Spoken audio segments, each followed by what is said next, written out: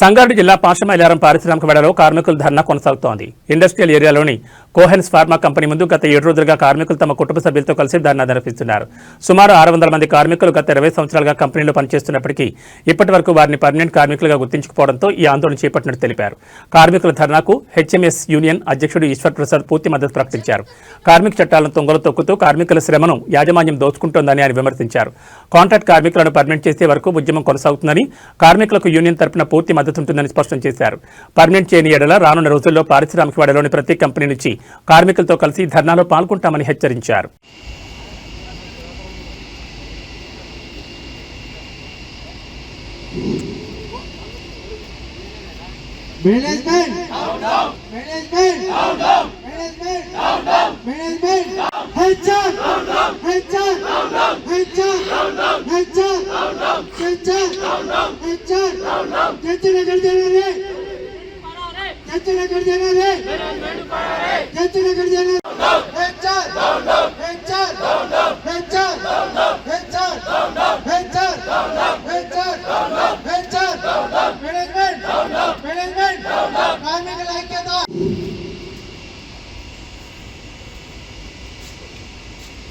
Okay సోదరుల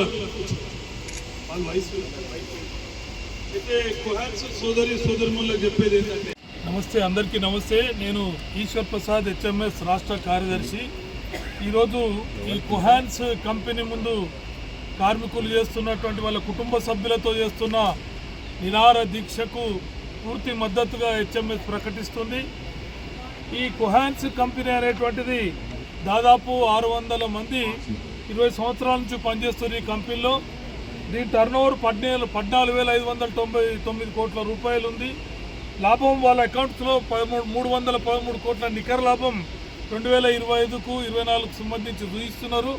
మరి వీళ్ళు చేస్తున్న డిమాండ్స్ ఏమిటి అంటే, సింపుల్గా మమ్మల్ని రెగ్యులరైజ్ చేయండి, 20 ఏళ్ళు దాటింది అని అన్నారు. అందరూ కూడా కోర్ ప్రొడక్షన్ యాక్టివిటీస్లో చేస్తున్నారు.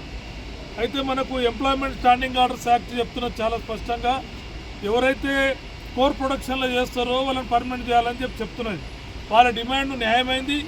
ఖచ్చితంగా ఈ యజమాన్యం అనేది చేయాలి, వాళ్ళని రెగ్యులరైజ్ చేయాలి. డీసీఎల్ గారు కూడా, గౌరవ డీసీఎల్ గారు కూడా వాళ్ళు వచ్చి ఇక్కడ ఇన్స్పెక్షన్ చేసి వాళ్ళు కోర్ యాక్టివిటీస్లో చేస్తున్నారు, వాళ్ళని పర్మనెంట్ చేయడానికి లెటర్ ఇచ్చాడు. మరి ఈ లేబర్ డిపార్ట్మెంట్కు ఉన్నతమైన అధికారి ఆయన చెప్పినాక కూడా వినకపోతే ఇంకా ఎవరు చెప్తే ఉంటుంది యజమాన్యం అని ప్రశ్నిస్తున్నాం. ఈరోజు గణతంత్ర దినోత్సవం, భారత రాజ్యాంగం అమలైనటువంటి దినం.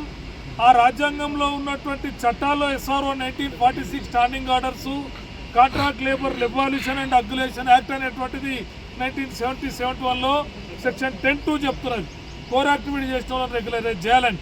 మరి రాజ్యాంగం అమలయ్యే దినం ముందు రోజు కూడా మీరు నిర్ణయం తీసుకోకపోవడం అమానుషం. కాబట్టి ఎంబడే యాజమాన్యాన్ని రిక్వెస్ట్ చేస్తున్నాం, వాళ్ళని రెగ్యులరైజ్ చేయాలి, వాళ్ళ డిమాండ్ పరిష్కరించాలని మేము రిక్వెస్ట్ చేస్తూ ఉన్నాం. లేదా ఇప్పుడు వాళ్ళు శాంతియుతంగా ఫ్యామిలీస్తో, కుటుంబ సభ్యులతో వాళ్ళు నిరాహార దీక్షలు చేస్తున్నారు 7 రోజుల నుంచి.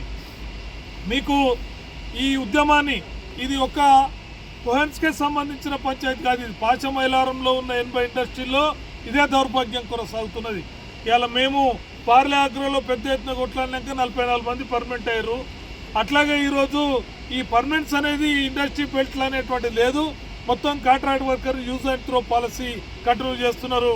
కాబట్టి ఈ కోహాన్స్ కార్మికులకు మేము రిక్వెస్ట్ చేస్తున్నాం, ఈ ఉద్యమాన్ని పాషమైలారంలో ఇండస్ట్రీకి వెళ్ళి కరపత్రాలు వంచి మొత్తం పాషమైలారం ఉన్న 80 ఇండస్ట్రీ కార్మికులను కోహాన్స్ ముందు మొబిలైజ్ చేసి యుద్ధం ప్రారంభిద్దామని చెప్పి నేను రిక్వెస్ట్ చేస్తాను.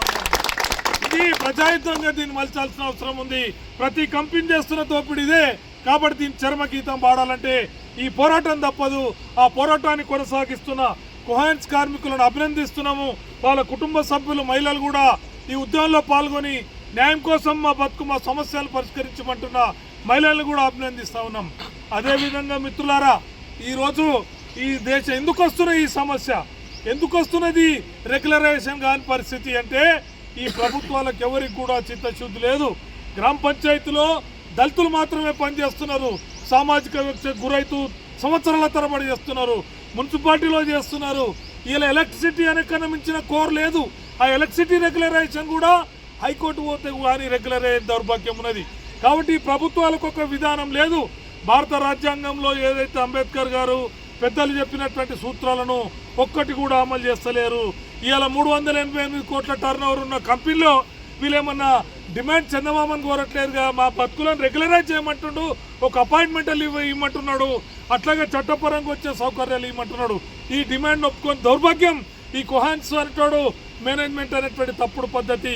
ఈ దేశంలోనే టాటా ఉన్నాడు. ఇలా రతన్ లాల్ టాటా టాటా ఫ్యామిలీ అని ప్రకటిస్తాడు. ఇల్లు, విద్య, అట్లాగే వైద్యం ఇవన్నీ కూడా వాళ్ళకి గ్యారెంటీ ఇస్తున్నాడు. ఒక ఇండస్ట్రీ ఓనర్ అయినా కూడా ఈ దేశంలో పెద్ద మోనోపాలిస్ట్. అసలు నువ్వు టాటా ఫ్యామిలీ అని ఫ్యామిలీ అందరినీ కుటుంబ సభ్యులు చూస్తున్న ఆ ఒరవడిని పాటించాలని కోహాన్స్ యాజమాన్యానికి మేము సవినయంగా విజ్ఞప్తి చేస్తున్నాం. మీరు ఈ వైఖరి కార్మిక వ్యతిరేక వైఖరి విడనాడకుంటే ఇది కేవలం ఏదో జెండా వాళ్ళు వాళ్ళ యూనియన్ మే యూనియన్ అనట్లేము. ఏ జెండాతోటి ఎవడు పుట్టుకతో ఏ జెండా పుట్టలేదు. మిత్రులారా, పోరాటంలో కార్మికులు అందరం ఒకటే కులం కాబట్టి ఏ జెండాలకు అతీతంగా ఈ యుద్ధాన్ని కొనసాగించాలి. దానికి మా శక్తి ఉన్నటువంటి హెచ్ఎంఎస్ యూనియన్లు అందరం కూడా భుజం కలిపి మేము నిలబడతాం. మీరు విజయం సాధించాలని మేము ఆశిస్తా ఉన్నాము. ఆ విధంగా పోరాటం సక్సెస్ అయ్యేంత వరకు కూడా హెచ్ఎంఎస్ ఆచరణలో ప్రాక్టికల్గా మీ భుజం కలుపుతుంటుంది. మీ ప్రోగ్రామ్ తెలియజేస్తే మీతో ఉంటామని చెప్పి ఈ సందర్భంగా ప్రకటిస్తా ఉన్నాం.